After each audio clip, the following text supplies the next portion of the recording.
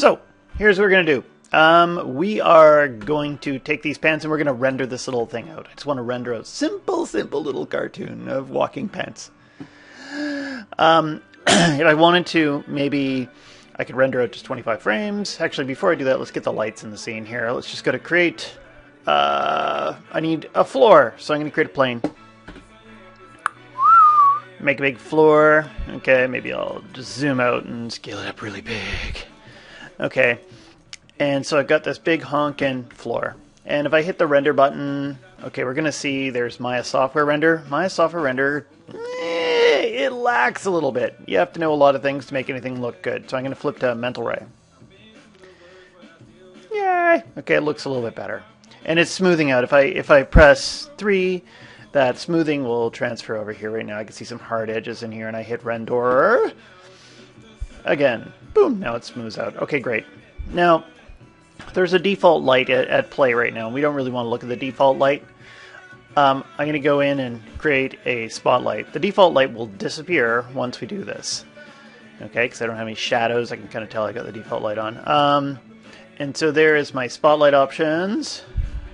And I'm going to put on interactive placement. I always do this. If I have something selected, when I hit create, I should be looking through it, but I'm not. Okay, fine. Look through, selected.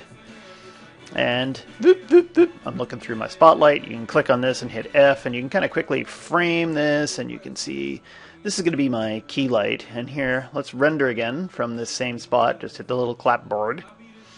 Okay, great. There we go. If I open up the attribute editor, yours will pop onto the side. I like mine floating! I like a messy desk. Okay. I can do things in here, like when I'm playing with the light, we're on no decay. I typically, actually before I do this, let's go down and take a look at the penumbra. I want the edge to be a little bit soft, so now you'll see it update. And I don't like that big white circle there, so typically I bring the drop off up a bit. And you don't need to bring the drop off too much. Okay, you can kind of look at what happens over here. Do your drop off. Okay, it's really sensitive in my opinion.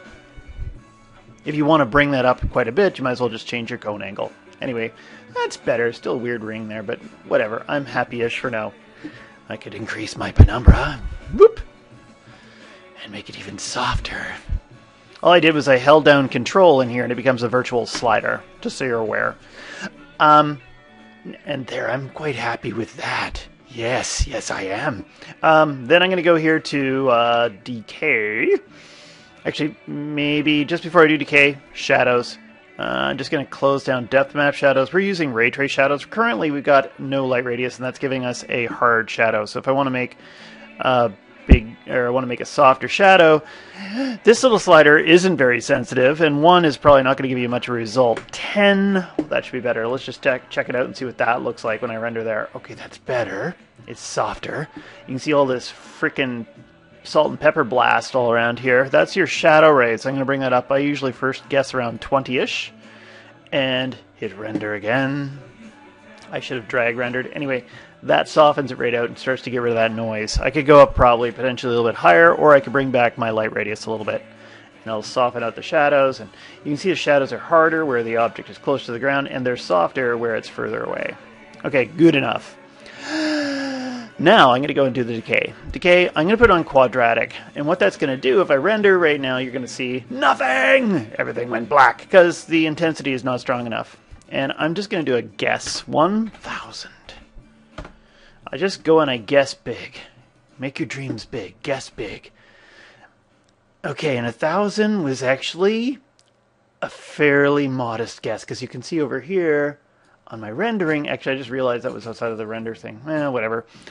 Anyway, you can see, I hope that had all the stuff in there, the shadows. You can see right here that this is not bright enough, so I'm actually going to add another 0 in here. Let's do 20,000. 20,000, and that's not bad. That's not bad. It's still looking a little bit down. What if I double that? Okay, so this is better. Okay, cool. So now I got something that's not too bad. Okay, and I can play around with this a bit more and play with my intensity, but I'm going to say that's good enough for now. And now, got my first light in. Whoop. Okay, let's see what happens if I grab the pants and I try this again. Create lights and spotlight with interactive placement, and suddenly it works. That's interesting. Maybe it doesn't work when you have the options box open. Anyway, and I can see that light way off in the distance here. I'll scale it up, because now I'm looking at the pants, and what I want to do is I want to fill up the backside. So the light's coming in from this side, and the camera's over here someplace. So what I want to do is kind of come over here and try to fill up a little bit of this light. And let's select this. Let's open that again. And we'll save this one so we have something to compare to. Okay. And you can see that light coming in from the other side. It's getting too bright here. Let's go and hit the attribute editor. Now, typically with a fill light, you want to be about half. And the penumbra, well, let's just crank that way out. Okay, just soften it up. Okay, whatever. I'm not going to worry about the decay on this one so much, I think, because I'm just trying to go fast. Let's just see what that looks like now when I render. Okay, and it's starting to fill in some of these areas, and I thought I freaking hit a comparison thing already. I guess I was smoking crack. Let's just turn this off for a second. Hit render. Okay, save it. And then I'll turn it on. It's about 0.5-ish. Okay.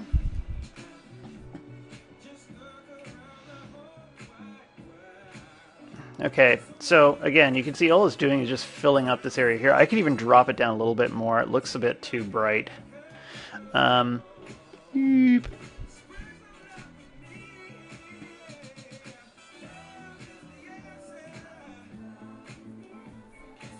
Okay, so there's no backlight, and now we got this kind of fill light. And it just kind of brings up some of these things so they're not completely black. Okay, good. One other thing I do notice is I'm getting shadows on the floor. That's because this light is selected. If I select the light, and let's just go in to perspective so I can see what I'm looking at. Where did the light go? Because I got the spotlight selected someplace over here.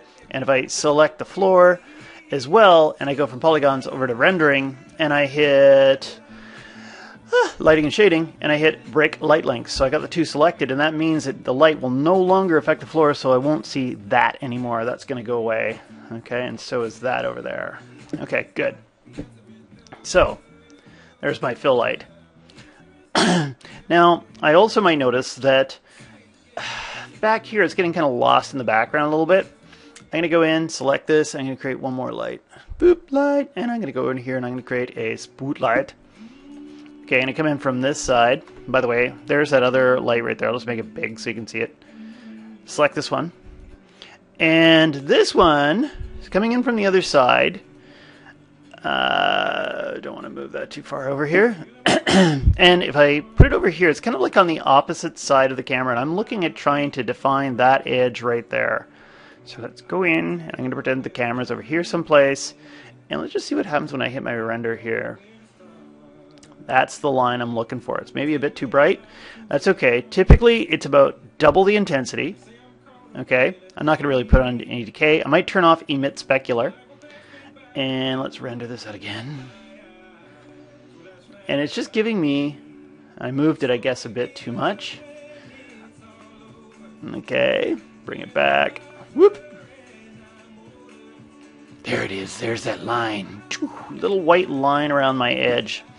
Okay, and again, I've got the same problem. You can actually see down here that this light is hitting the floor, and it's too much. So if I select the light, select the floor, and if I go into lighting and shading, and I hit break light links, and now we render it again.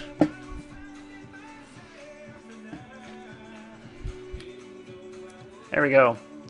Okay, so the lighting part is done. And what are we at? 9 minutes? Okay, cool. And let's just flip into perspective again. Actually, I forgot that I was going to show one more thing here. The floor. Maybe I want the background to be kind of like studio lighting. So I'm going to go in here to the camera attribute editor. Let's close down that one. Close down that one. We're looking in here for the environment. I want to change my environment color. I will change. Let's see. This kind of looks like it could use kind of a nice blue. but I'll make it a really chromatic blue, so it's very, very white, but with just a little itsy bitsy blue. Okay, when I hit render, you're going to see just the white, the bluish white, chromatic blue, whatever you want to call it, up there. Okay, I could actually probably bring it down a little bit because we got white pants, so maybe some kind of gray thing here. Oh, and I just realized one other thing. Is my light still selected? Yes, it is. It's casting shadows. I don't like that. Let's turn off my shadows. I don't want that because I'm... Or what is that there that I'm getting? Oh, that's reflections. Sorry, I could probably still use that. It's reflections because I betcha I got a blend. I do, and I'm just going to bring down my specular color.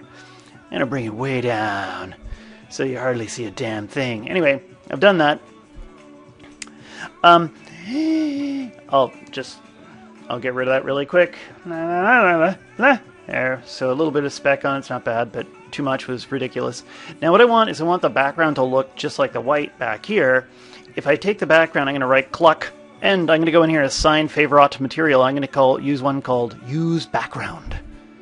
Okay, and if I put this on immediately, you're going to see I probably get like a reflection down here, and it absorbs the background, and you can see it's actually extra white. Okay, that's because reflectivity is up. I'm going to turn my reflectivity down to 0.